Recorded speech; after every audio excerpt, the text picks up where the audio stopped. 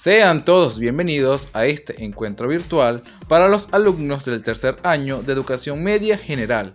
Les habla el profesor José Díaz, docente de la Unidad Educativa Colegio Jesús Redentor, encargado del área de formación Ciencias Biológicas. Nuestro proyecto de aprendizaje se titula Conociendo y aprendiendo mi entorno a través de las ciencias para el fortalecimiento del conocimiento y habilidades. Damos inicio a la tercera unidad de aprendizaje titulada Bases Químicas de la Herencia.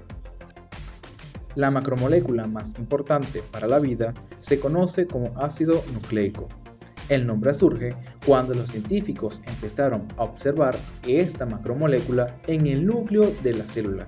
De ahí proviene la parte nucleico y como tiene propiedades ácidas, por eso se llama ácido nucleico. Los ácidos nucleicos van a estar formados por carbono, hidrógeno, oxígeno, nitrógeno y fósforo. Y así como los polisacáridos están formados por monosacáridos, las proteínas están formadas por aminoácidos y los ácidos nucleicos van a estar formados por nucleótidos. Es decir, el nucleótido es la unidad fundamental de los ácidos nucleicos.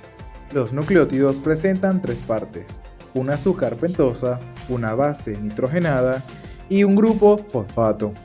El azúcar pentosa puede ser ribosa en el caso del ARN o desoxirribosa en el caso del ADN, mientras que en las bases nitrogenadas se van a dividir en dos tipos: las purinas, donde están incluidas la adenina y la guanina, formadas por dos anillos.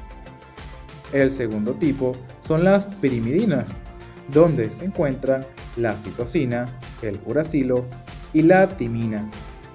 Estas tres están formadas por un solo anillo. Y por último tenemos al grupo fosfato, y este sirve principalmente para que los nucleótidos se puedan unir. Cuando los nucleótidos reciben un grupo fosfato, reciben el nombre de monofosfatados. En cambio, si tienen dos grupos fosfatos, se denominan difosfatados. Y si tuviesen tres grupos fosfatos, se denominan trifosfatados, como en el caso del ATP. El ADN es el principal componente de los cromosomas y cada uno de sus nucleótidos va a tener como azúcar pentosa la desoxirribosa. Por eso su nombre, ácido desoxirribonucleico. El ADN va a estar formado por dos largas cadenas de nucleótidos colocados en espiral. Estas le dan una forma de doble hélice al ADN. Estas cadenas de nucleótidos van a estar conectadas por medio de las bases nitrogenadas, que van a formar puentes de hidrógeno entre sí. Las bases nitrogenadas presentes en el ADN son la adenina, la timina, la guanina y la citosina.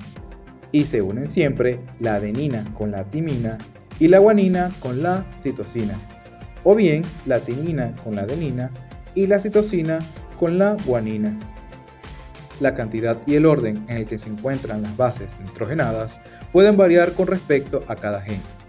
Un gen contiene el mensaje clave que se conoce como código genético. El ADN se encuentra almacenado en los cromosomas, en el núcleo de la célula, también se puede encontrar en las mitocondrias o bien en el citoplasma. Las tres funciones principales del ADN son: número 1, almacenar la información genética; número 2, copiarse a sí mismo en un proceso denominado replicación; número 3, transmitir la información genética de una generación a otra. Seguimos ahora con el ARN. Los nucleótidos del ácido ribonucleico van a contener al azúcar pentosa conocida como ribosa. Por eso su nombre de ácido ribonucleico, porque contiene ribosa como azúcar pentosa. El ARN va a estar formado por una sola cadena de nucleótidos, dándole a este una forma lineal. Las bases nitrogenadas presentes en el ARN son adenina, uracilo, guanina y citosina.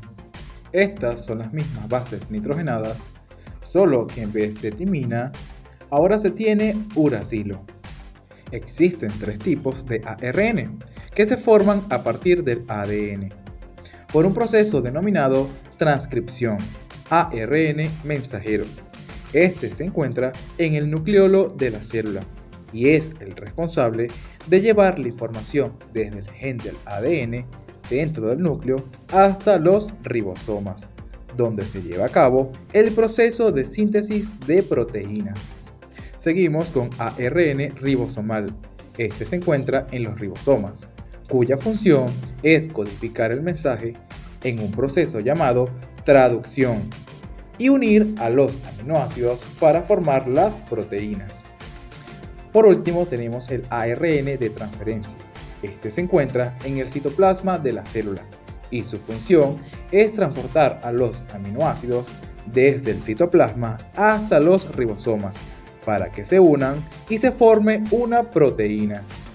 En síntesis, el ADN se replica para formar más ADN y también se transcribe para formar ARN, mientras que el ARN lleva la información genética desde el ADN hacia los ribosomas, en donde se lleva a cabo el proceso de traducción para sintetizar una proteína. Este proceso de replicación, transcripción y traducción se conoce como el dogma central de la biología molecular. Ahora les presento la evaluación. A través de un mapa conceptual, desarrollar los siguientes aspectos. Primer aspecto, ácidos nucleicos. Número 2, composición química de los ácidos nucleicos. Y por último, características del ADN y ARN. Pautas para la elaboración de esta evaluación. Manuscrito. Debe ser del tamaño mínimo de media lámina de papel bond. Debe ser entregado en físico en la institución. Fecha de entrega, el 22 de febrero del 2022. La actividad puede ser realizada en hoja de examen, hoja de libreta, hoja blanca u hoja de reciclaje. Aspectos o criterios a evaluar. Contenido 10 puntos. Sigue instrucciones 4 puntos. Puntualidad 2 puntos. Redacción 2 puntos. Ortografía 2 puntos. Recuerden, estimados estudiantes, que entender las normas de bioseguridad hoy en día en el marco de la pandemia por COVID-19 significa que todos debemos tener una cultura de autocuidado para evitar la contaminación cruzada o directa de este mortal virus. Existen 3 recomendaciones principales que debes tener en cuenta para cumplir los protocolos de bioseguridad. Número 1. El distanciamiento social. Número 2. El lavado constante de manos. Número 3. El uso correcto de los elementos de protección personal, como el tapabocas y las caretas. Es sumamente importante que no olvides incluir en tu bolso, además de los útiles escolares, tu kit personal de bioseguridad. De presentar alguna duda, pueden hacer sus consultas vía WhatsApp o Telegram y en los días correspondientes a mis asesorías en la sede de la institución en el horario comprendido de 1 p.m. a 5 p.m. Será un gusto atenderles.